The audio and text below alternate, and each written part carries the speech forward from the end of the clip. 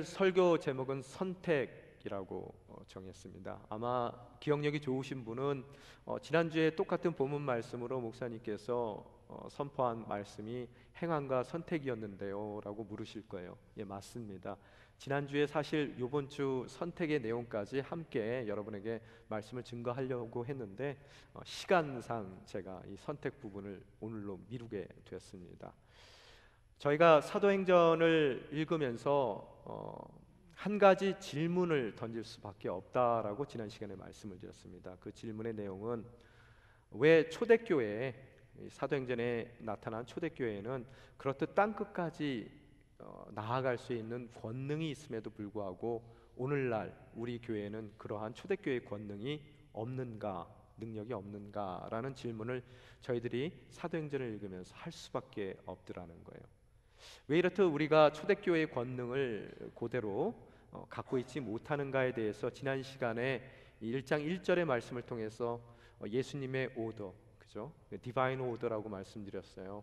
그래서 신적인 그런 순서인 행함이 먼저이고 그 다음에 가르침이 그 후에 와야 되는데도 불구하고 저희들은 행함 없이 가르치려고 들기에 초대교회와는 다르게 권능이 없는 교회로서 이 땅 가운데 빛과 소금의 역할을 제대로 감당하지 못하는 것이다 라고 말씀을 드렸어요.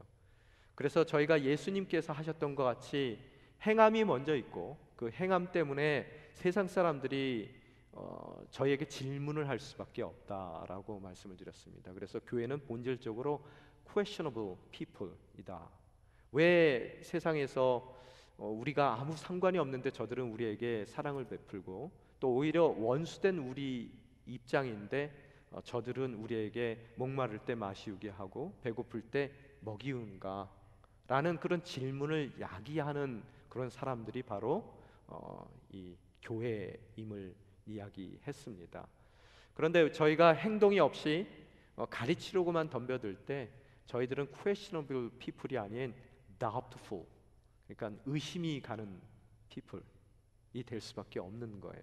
그런 의심 가는 사람들에게는 그 어떠한 가르칠 수 있는 권능도 또 자격도 하나님께서 허락하시지 않음을 우리들이 바라볼 수 있게 되더라는 거예요.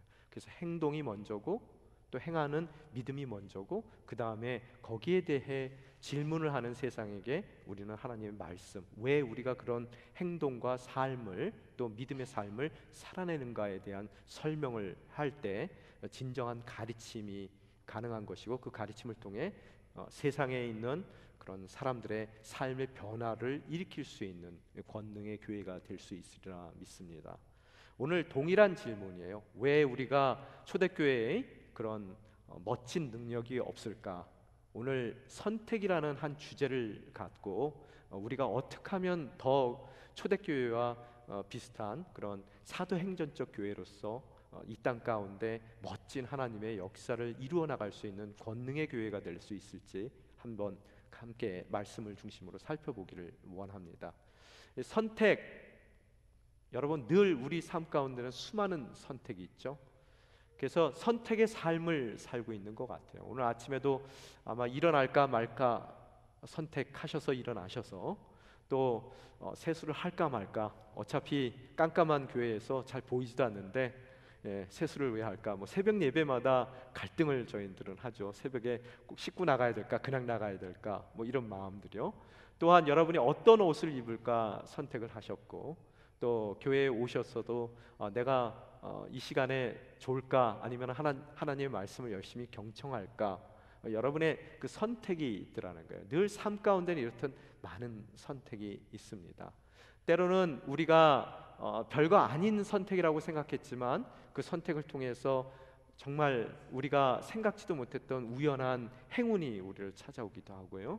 또한 열심히 그 선택을 준비하고 그 선택 가운데 정말 저희들이 심사숙고해서 정한 그것이 우리가 생각했던 기대했던 것과는 다르게 너무나 작은 결과로 우리 삶 가운데 주어질 때도 있습니다. 이렇듯 우리는 늘 일상 가운데 크고 작은 선택을 하고 살 수밖에 없더라는 거예요. 근데 그 선택 가운데 두 가지, 어제 곰곰이 생각해 보니까 재밌는 두 가지 모습을 제가 발견하게 됐습니다. 첫 번째 선택의 재밌는 모습은요, 절대로 선택을 했을 때 선택이 중요한 선택이라면 다른 이들에게는 맡기지 않더라는 거예요. 내가 직접 선택을 하더라는 거예요. 보통 우리 아내들이 제일 싫어하는 말이 있습니다. 남편들에게 오늘 물 음료수를 마실 때 뭐 마실 거야? 그러면 남편들이 보통 뭐라고 얘기합니까? 아무거나. 그죠? 이렇듯 아무거나라는 이야기가 제일 어려운 답입니다. 도대체 뭘 원하는 거야? 그런 마음이 드는데, 여러분이 이렇듯 내가 선택할 수 있는 권리를 아내에게 미루는 남편, 이런 모습을 바라봤을 때 그 선택 자체가 그렇게 중요한 선택이 아니더라는 거예요. 별거 아닌 선택입니다. 또한 그럴 때 우리들이 미루고, 또한 우리가 이 집을 만약에 구매한다라고 했을 때, 여러분 아내가 어떤 집을 구할까, 살까, 구매할까라고 얘기했을 때 여러분이 아무거나 그러시지 않잖아요. 그죠?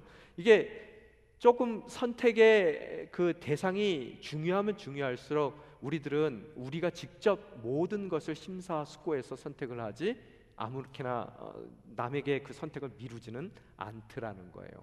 오늘 성경에 보니까 뭐라고 써 있습니까? 2절에 곧 예수께서 선택하신, 이렇게 써 있어요.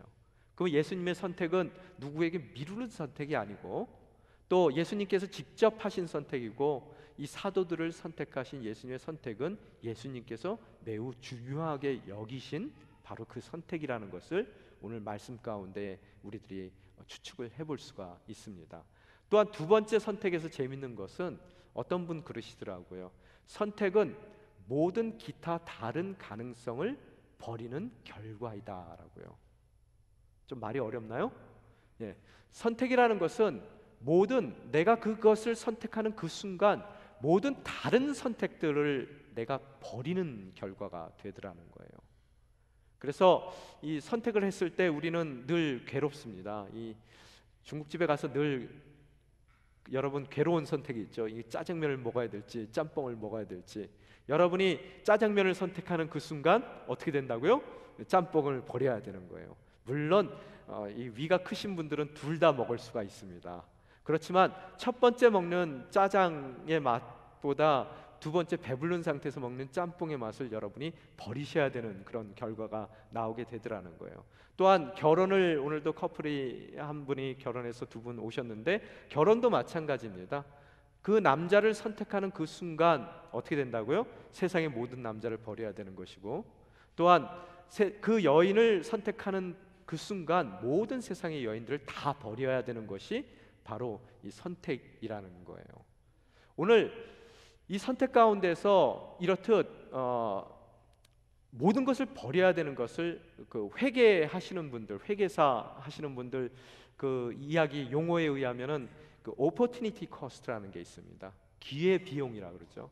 그래서 그들은 이 돈을 투자했을 때 어디에 투자하느냐, 그 투자했을 때 한 곳을 선택해서 투자했을 때 나머지 다른 가능성에 투자했을 때의 들어가는 내가 얻게 될 수 있는 수익을 계산해서 그 수익보다 내가 뭔가 하나 투자처를 선택했을 때 그 선택은 다른 가능성을 통해서 얻어들일 수 있는 그 수익을 지불해야 되는 그런 비용으로 생각하는 그런 기회 비용이라는 것이 있더라는 거예요.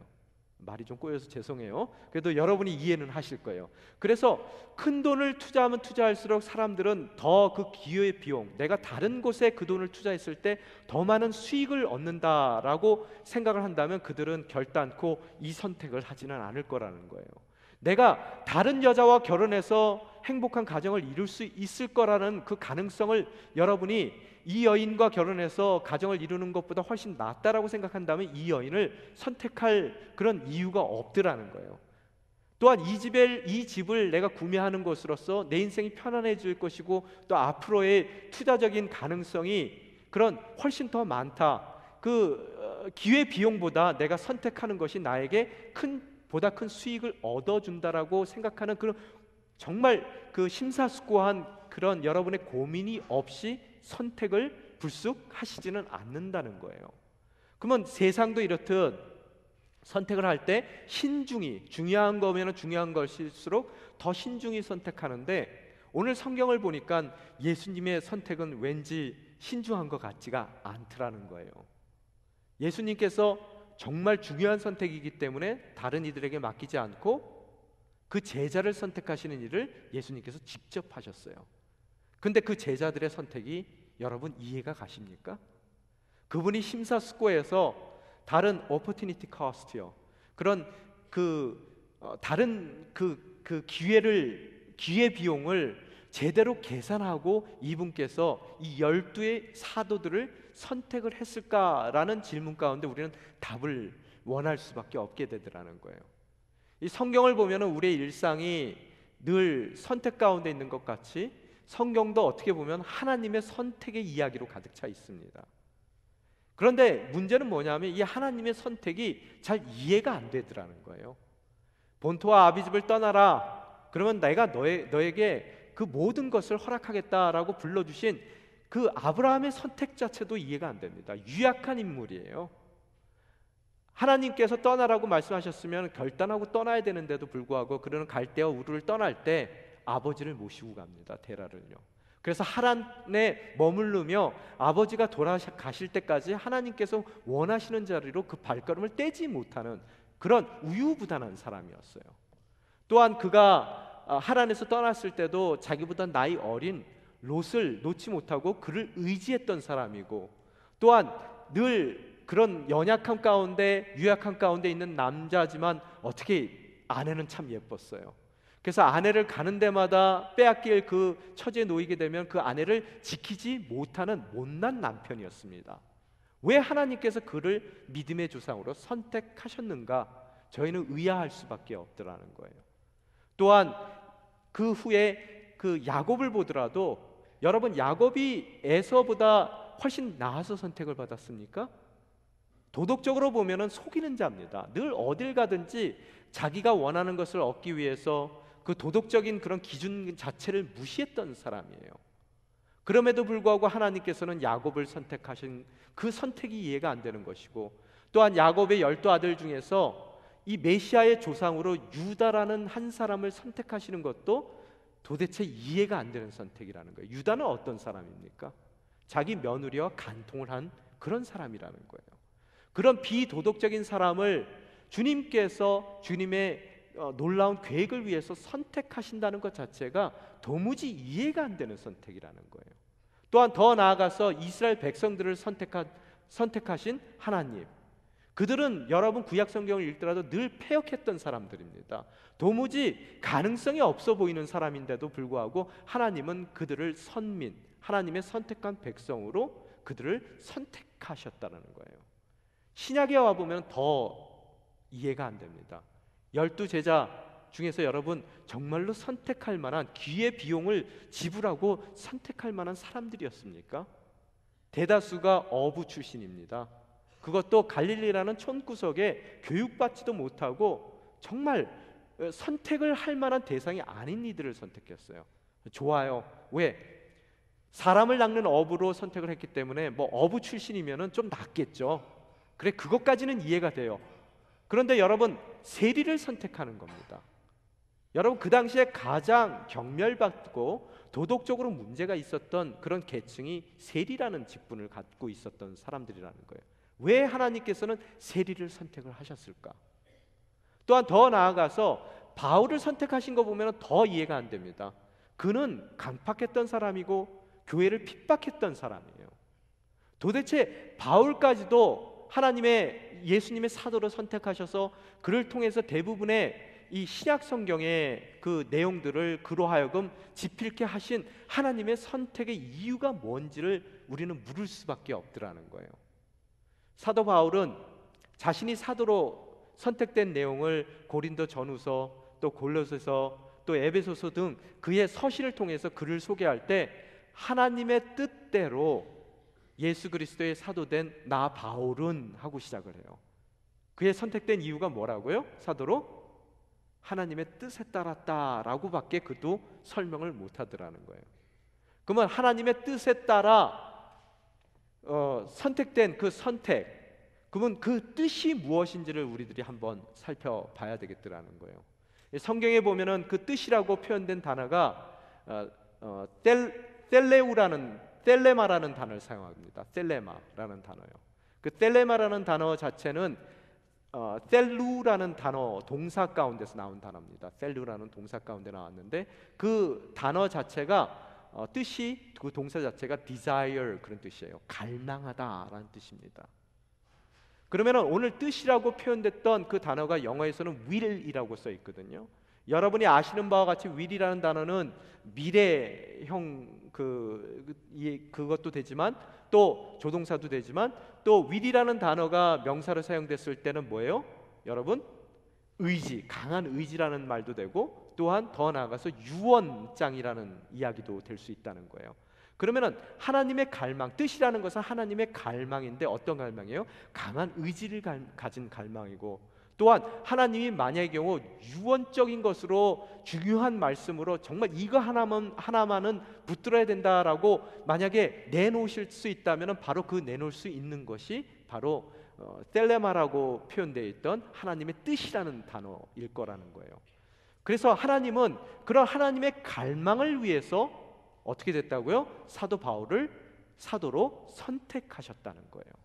그러면 여러분이 하나님의 갈망과 또 하나님의 선택 사이에 한 가지 저희가 이 디딤돌 같이 건너다니는 디딤돌 같이 뭔가 하나 있음을 발견하실 수 있습니다.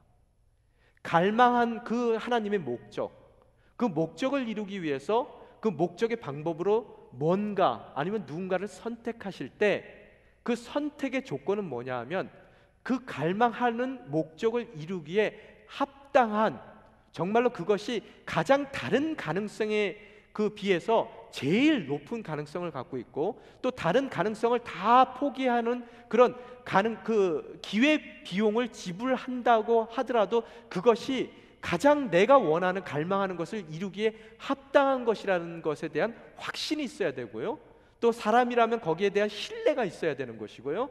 또한 그 사람에 대한 믿음이 있어야지만 그 선택이 가능하더라는 거예요. 자, 지금 제가 가는 논리를 여러분 이해하셨어요? 갈망합니다. 그것이 꼭 일어나길 원해요. 그것이 너무나 소중합니다. 그래서 그 방법으로 선택하는 사람이 있다면 그 사람에 대한 저의 모든 기회 비용에 대한 계산과 또 여러 가지 정황들을 살펴봤을 때 그 사람을 통해서 나의 목적을 이루기에 정말로 모든 것을 다 포기하더라도 이거 하나만 붙들면 그 목적이 이루어질 것에 대한 확신이 있을 때 그 사람을 선택하고 또 그 사람에 대한 믿음이 있을 때 그 사람을 선택한다는 것을 여러분이 그 선택의 논리 가운데서 발견하실 수 있더라는 거예요. 내가 갈망하면은 갈망하는 만큼 더 그 선택에 대해서 신중할 수밖에 없는 것이고 또 그 신중한 가운데서 더 많은 것을 고려할 수밖에 없는 것이고 또 더 큰 그런 나의 신뢰와 믿음과 또 확신이 없다면 결단코 그 대상을 선택하는 일은 없더라는 거예요. 이해가 되셨습니까? 선택은 뭐라고요? 다른 가능성을 포기하는 것이 선택이에요. 다른 모든 가능성을 포기할 만큼 내가 갈망하는 것이 크면 클수록 나의 그 확신은 더 커야지만 그 선택이 가능하다는 것을 이야기하고 있는 거예요. 그러면 하나님은 뭘 갈망하셨어요? 세상의 구원을 갈망하셨어요.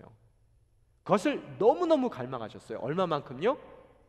하나님이 얼마만큼 갈망하셨어요? 자기 아들 독생자 예수 그리스도를 내놓을 만큼요. 여러분, 세상에는 귀한 것이 많지만 가장 귀한 것이 목숨이고 목숨 가운데서도 내 목숨보다 더 귀한 목숨이 누구의 목숨이에요? 자식의 목숨이에요. 여러 자식이 있는 것도 아니고요, 하나밖에 없는 자식의 목숨을 내어놓을 만큼 하나님은 세상 구원에 갈망이 있으셨어요. 너무나 큰 갈망이에요.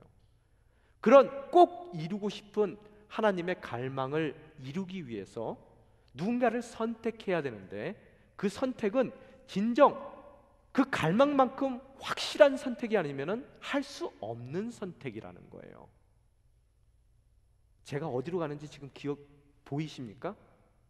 하나님께서 그 아들을 내어주실 만큼 우리를 확신하고 계시고 우리를 신뢰하고 계시고 또한 우리를 믿고 계신다는 것을 오늘 본문 말씀을 통해서 여러분이 깨달을 수 있어야 되더라는 거예요. 이해가 되십니까? 그래서 그들이 선택됐고 또 우리가 선택됐다는 것을 여러분이 바라보실 수 있어야 되더라는 거예요. 오늘 이 이야기를 약간 랍비 문화 가운데서 다시 한번 살펴보길 원합니다. 선택이라는 주제를요. 이전에도 제가 설교할 때 한번 말씀드린 적이 있는데요. 유대인들은 그 자녀들을 낳게 됐을 때, 아들을 낳게 됐을 때 모든 부모들이 그가 랍비가 되길 원해요. 그래서 모든 이들의 존경을 받고 살기를 원하더라는 거예요. 그래서 아들을 낳게 되면은 랍비가 되길 원하고, 그 아이가 6살이 됐을 때 학교를 보냅니다. 랍비가 되고자 하는 그런 기대감을 갖고 아들을 학교 보내는데, 그 학교 이름이 베이트 세피어라는 학교예요. 그 세피어라는 말은 북이란 뜻입니다. 그 베이트 무슨 소리예요? 베델 했을 때 그 베이트, 집이란 뜻이죠. 그래서 House of Book이라는 뜻이에요. 거기에 초등학교의 의미죠. 그래서 거기에 보내는데, 그러면 거기서 책 한 권에 대해서 배우게 될 텐데, 그 책이 뭘까요? 6살서부터 10살까지 그 학교를 보통 다니게 되는데, 모세 오경을 다 외우게 되더라는 거예요. 여러분, 유대 사람들의 교육 방식은 아시죠? 메모라이즈입니다. 다 외우게 된다는 거예요. 그래서 대부분의 1세기에도 이 아무리 못 배운 사람들이라 하더라도, 어부라 하더라도, 목수라 하더라도 기본적으로 10살이 되기 전까지는 모세 오경을 다 외우고 있더라는 거예요. 그런데 그 학교를 맞출 때쯤 되면은 그 중에서 특별히 뛰어난 애들만 상급 학교로 진학하게 되고, 그들이 랍비로서의 가능성을 키워나가게 되더라는 거예요. 대부분의 아이들은 어떻게 돼요? 집에 돌아가서 아버지의 가업을 잇게 되더라는 거예요. 그래서 아버지가 어부 출신이었으면 어부를 하는 것이고, 또 아버지가 목수였으면 목수를 하는 거예요. 그러고 나서 그들 중에서 가장 뛰어난 아이들이 다음 상급 학교에 진학되는데, 상급 학교의 이름은 베이트 탈무드예요. 탈무드란 뜻은 learning이란 뜻입니다. 배움이란 뜻이에요. 그래서 그 상급반에 진학됐을 때 아이들은 보통 10살이 돼요. 그럼 그 아이들이 한 14살까지 거기서 교육을 받게 되는데, 뭘 외울 것 같아요? 그 다음 반에서는요. 모세 오경을 외웠던 그들이 이제는 말라기까지 성경 전체를 다 외우게 됩니다. 그래서 그들이 정말 어린 시절에 많은 것을 외워요. 성경의 말씀을 정말 마음으로 받아들여요. 그래서 여러분, 우리 베드로 전후서도 보게 되면은 사도 바울이 무식한 것 같은데 뭐 구약의 성경들을 잘 인용해서 사용하는 것을 여러분이 바라볼 수 있게 되더라는 거예요. 그 아이들이 그 다음 상급반에 지나가서 구약 성경의 전체를 마음으로 외워요. 근데 이제 그 중에서 특별히 뛰어난 아이들만 다음 상급반으로 진학을 합니다. 나머지들은 다 어떻게 돼요? 집에 가서 가업을 잃게 되더라는 거예요. 근데 나머지 그 뛰어난 아이들이 가는 학교는 베이트 미드라시라는 학교예요. 미드라시라는 얘기는 interpretation, 해석이라는 뜻이에요.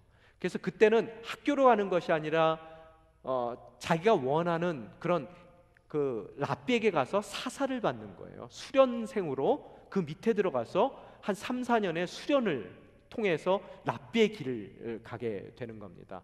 그런데 왜 해석의 학교냐 하면, 구약 성경은 동일한 주어진 말씀이지만 그 말씀을 해석하는 그런 랍비의 관점들은 다 다르더라는 거예요. 그래서 내가 원하는 그런 스승 밑에서 내가 공부하는 것으로서 그 사람과 동일한 길을 가기 위해서 그때는 이제 내가 어플라이를 해왔어요. 랍비에게 가서 어플라이를 해서 그 랍비와 오랜 시간 동안 시험을 치르게 됩니다. 그게 간단한 시험이 아니라 어쩔 때는 며칠 동안 그 랍비에게 질문을 받는 거예요, 이 학생이요. 근데 질문했을 때 수십 가지의 질문들을 던지는데 랍비의 마음 가운데서는 단 한 가지에 대한 그런 질문이 있더라는 거예요. 그게 뭐냐 하면은, 이 아이가 내 밑에서 공부를 했을 때 나와 동일한 랍비가 될 수 있느냐는 거예요. 또한 랍비의 해석이라고 아까 말씀드렸는데, 그 해석의 그 뜻이 뭐냐 하면은 멍에라고 얘기합니다. 한 랍비의 멍에. 그래서 예수님께서 성경에 보면은 나의 멍에는 가볍다라고 말씀하시죠. 무슨 소리예요? 다른 랍비의 해석들은요 너무 무거워서 내 인생을 가두어 두지만, 예수님의 멍에, 예수님의 해석을 우리들이 받았을 때 그 해석은 우리를 자유케 하는 해석이라는 거예요. 그래서 랍비이신 그 예수님께서 받으신 그런 해석을 우리 또한 삶 가운데 실천하는 거로 또 배워가는 것을 통해서 예수님과 같은 랍비의 삶을 우리 또한 살아갈 수 있다는 것을 성경은 이야기하고 있더라는 거예요. 그래서 막 엄청난 랍비가 그 어플라이한 그 학생에게 밤새도록 질문했을 때, 대답을 했을 때 그 랍비 마음 가운데 이 아이라면은 내가 3년 정도 수련을 시켰을 때 틀림없이 나의 멍에를 쥐고 내가 원하는 삶을 살아가며 내가 전파하고 싶은 이 해석을 세상 가운데 전파하며 나와 동일한 능력 가운데 멋진 랍비로 살 수 있겠다는 확신이 들 때까지 질문하더라는 거예요. 그래서 질문에서 정말로 이 아이라면은 그것이 가능하다라고 생각하면은 뭐라 그래요? Come, follow me. 와서 나를 따르라. 그러면은 그것은 합격이고, 만약에 안 된다면 너는 정말 뛰어나지만 나의 멍에를 메고 나와 동일한 그런 길을 가기에는 조금 아닌 것 같다. 돌아가 가업을 이루어라. 그리고 돌려보내게 되더라는 거예요. 자, 이 컨텍스트 가운데서 예수님께서 제자들을 부르실 때 Come follow me 했을 때 그들이 예수님을 쫓아가죠. 그래서 여러분 그 마태복음 14장에 보면 예수님께서 오병이어의 기적을 일으킨 이후에 먼저 벳세다로 예수님의 제자들을 보내고 예수님께서 머물렀다 나중에 새벽녘에 물 위에 떠 있는, 배 위에 타고 있던 그들을, 호수 위에 떠 있던 그들을 찾아가시는, 물 위를 걸어가시는 예수님의 이야기가 나옵니다. 그때 베드로가 예수님을 보고 겁을 내다가 두려워하지 마라, 내가 예수 그리스도다, 주다라고 얘기했을 때 그 이야기를 듣자마자 첫 번째 주님께 드리는 질문이 있었어요. 뭡니까? 만약에 주님이시거든 나로 오라 하소서라고 말씀을 하시더라는 거예요. 여러분, 이 얘기가 무슨 얘기입니까? 자기가 수련생으로 예수님께서 확신 가운데 나를 믿어주셔서 뽑아주셨는데, 그래서 예수님을 한 3년 쫓아다니면 나 또한 예수님과 같은 모든 랍비로서의 그 삶을 내 삶 가운데 채워나가고 그런 능력을 발휘할 수 있다라고 생각했는데, 아직까지는 5,000명을 먹일 수 있는 오병이어의 기적은 자기가 행할 수 없을 것 같아요. 이거는 아직까지 부족해요. 그런데 그런 마음 가운데 언젠가는 그게 되겠지라는 마음 가운데 있었는데, 밤에 보니까 예수님이 물 위를 저벅저벅 걸어오시더라는 거예요. 그걸 보는 순간, 야, 내가 오병이어는 못하더라도 내가 물 위를 걷는 것 정도는 지금 할 수 있지 않겠는가? 주님, 나를 믿고 뽑아주셨는데 내가 지금 요 상태에서 요 정도는 할 수 있지 않겠습니까? 만약의 경우 나의 랍비이시거든 나를 확신 갖고 뽑아주신 바로 그 선생님이라면 나로 오라 하소서. 예수님께서는 그가 충분히 물 위를 걸을 수 있는 그런 시간이 됐다는 것, 능력을 그를 보셨기 때문에, 그를 믿어주셨기 때문에 오라라고 말씀하신 거예요. 그래서 그는 자신을 갖고 한 발을 디뎠습니다. 그런데 바람이 불었어요. 두려운 마음이 생겼습니다. 파도가 치기 시작하자 그는 그 두려움과 불안 가운데서 물속에 가라앉아 버리더라는 거예요. 그때 살려달라고 소리치는 베드로를 건져내시면서 주님께서 뭐라고 말씀하셨어요? 이 믿음이 적은 자여, 왜 의심하느냐? 여러분, 이 컨텍스트 가운데서 여러분이 보실 수 있는 것은 예수님에 대한 믿음이 아니라, 그 믿음은 예수님께서 베드로를 믿어주셨음에도 불구하고 베드로는 그 믿어주신 예수님의 믿음과는 달리 자기 자신을 믿지 못하고 있었다는 거예요. 여러분, 믿음은 쌍방의 언어입니다. 우리가 하나님을 믿지만 하나님의 자녀로 불러주시고 또 예수 그리스도께서 우리를 그분의 제자로 불러주셨을 때는 우리에 대한 믿음이 있으셨다는 거예요. 우리에 대한 확신이 있었고, 우리에 대한 신뢰가 있었고, 우리 안에 있는 모든 가능성에 대한 철저한 확신 가운데서 주님께서 그토록 갈망하셨던, 독생자 예수까지도 내어주실 만큼 갈망했던 그 갈망하는 목적을 이루기 위해서 모든 다른 가능성들을 포기하시고 버리시고 선택한 바로 우리라는 거예요. 그런데 우리는 어떻다고요?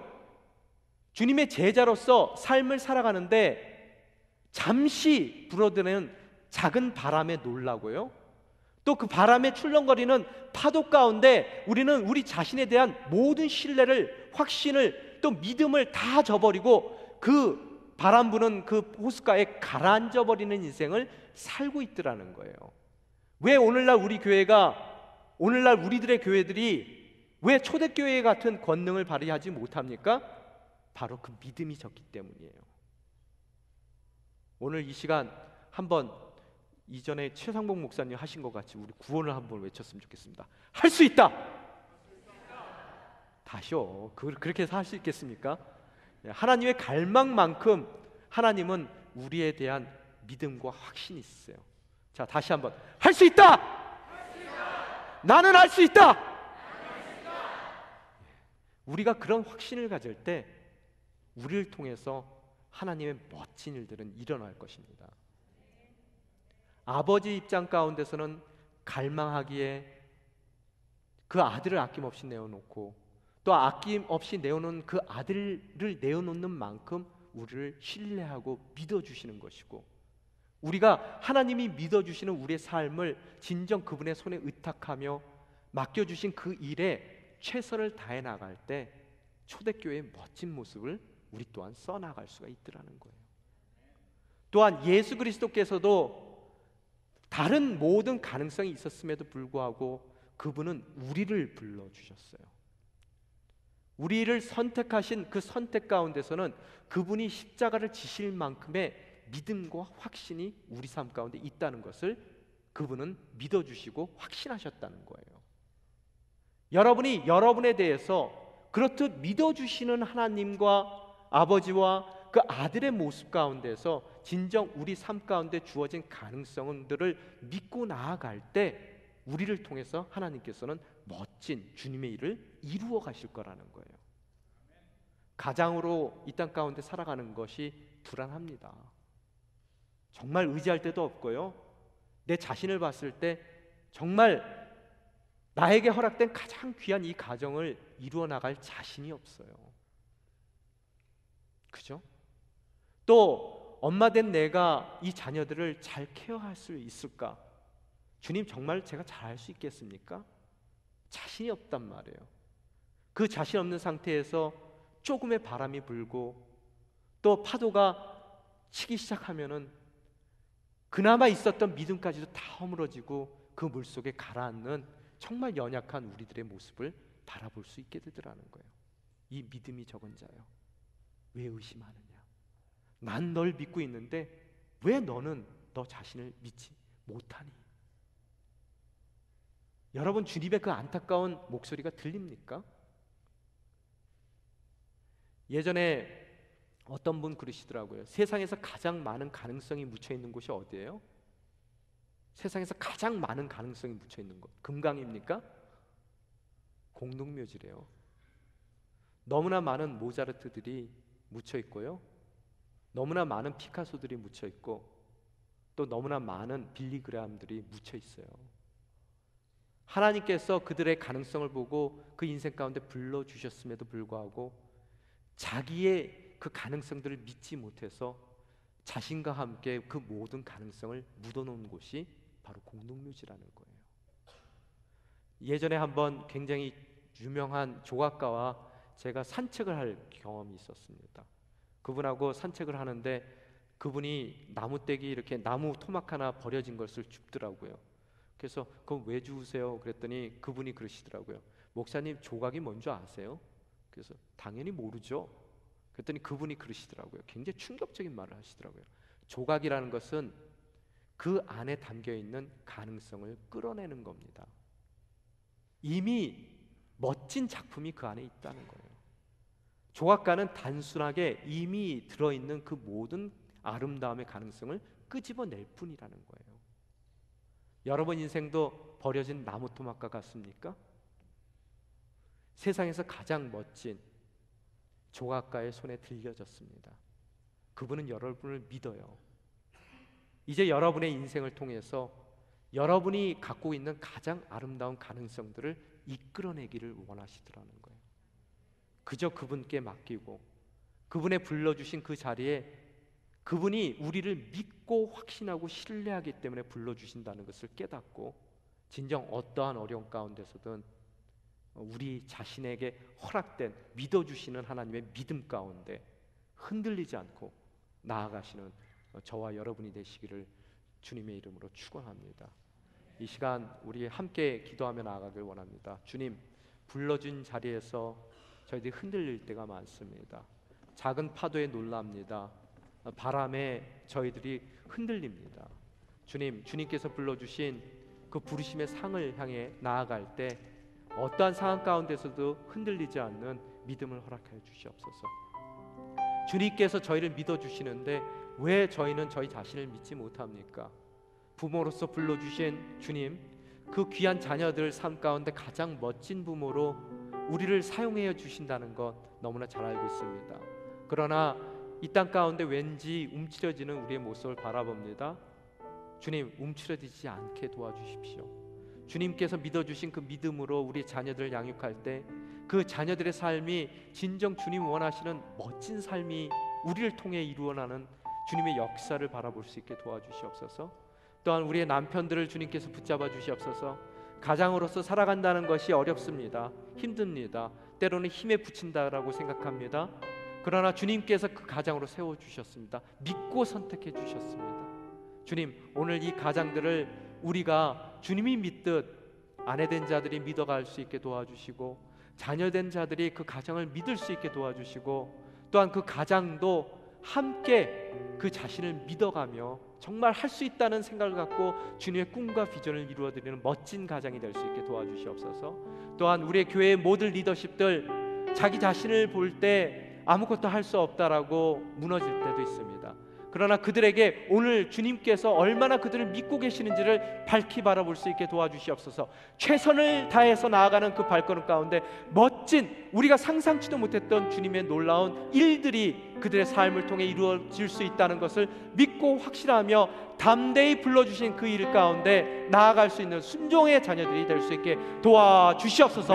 함께 기도하며 나아가시겠습니다. 아버지 하나님 감사합니다. 오늘 말씀만을 의지하며